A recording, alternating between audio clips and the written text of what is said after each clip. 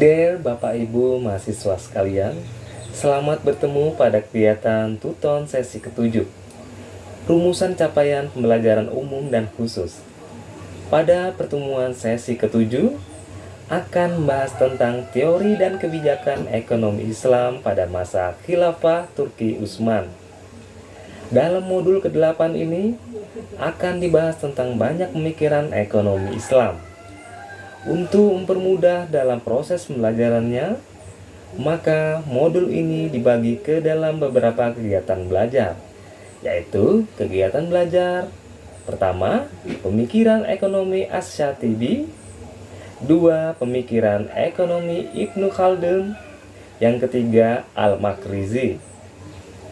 Setelah mempelajari modul ini, secara khusus Anda dapat pertama, menjelaskan pemikiran ekonomi yang lahir dari Asy-Syaibani. Yang kedua, menjelaskan pemikiran ekonomi yang lahir dari Yahya bin Adam Al-Qarasi. Yang ketiga, menjelaskan pemikiran ekonomi yang lahir dari Abu Ubaid. Yang keempat, menjelaskan pemikiran ekonomi yang lahir dari Yahya bin Umar.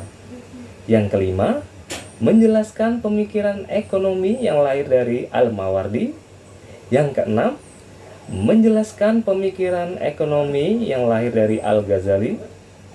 Yang ketujuh, menjelaskan pemikiran ekonomi yang lahir dari Ibnu Taimiyah. Dan yang kedelapan, menjelaskan pemikiran ekonomi yang lahir dari Ibnu Qayyim. Informasi sumber belajar utama, buku materi pokok modul 8 dapat diakses secara gratis melalui ruang baca virtual dengan menggunakan username dan password sebagai mahasiswa UT. Penjelasan singkat materi yang akan dipelajari.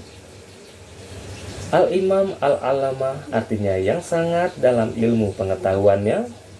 Al-Muhaqqiq yang memiliki kemampuan untuk meneliti sesuatu guna menemukan kesalahan dan kemudian memberi solusi. Al-Qudwah yang pantas diikuti. Al-Hafiz yang telah menghafal dan menjaga ribuan hadis. Al-Mujtahid yang mampu mendayagunakan kemampuan untuk menghasilkan hukum. Al-Muwafaqat fi Ushul Asy-Syariah. Al-Itsam dan Al-Ifadat wa Al-Irsyadat. Pemikiran Asy-Syatibi tentang maslahah didefinisikan sebagai konsep objektif terhadap perilaku konsumen karena ditentukan oleh tujuan atau maqasid syariah.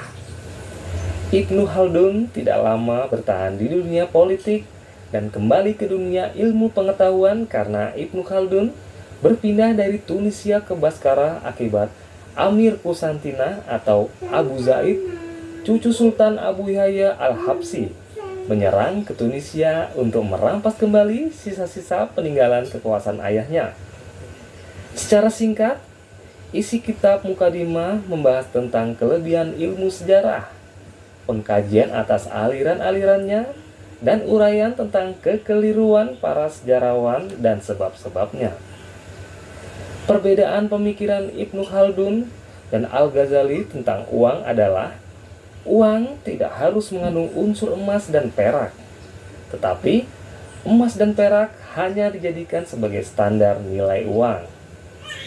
Keadaan ekonomi Mesir pada masa hidup Al-Makrizi tengah mengalami masa surut. Perekonomiannya secara umum sangatlah parah. Produksi bahan makanan dan cadangannya tidak mencukupi kebutuhan penduduk yang terus meningkat.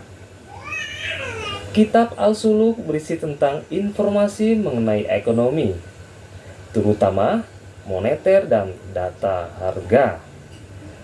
Menurut Al-Makrizi, inflasi terjadi karena harga-harga secara umum mengalami kenaikan dan berlangsung terus-menerus.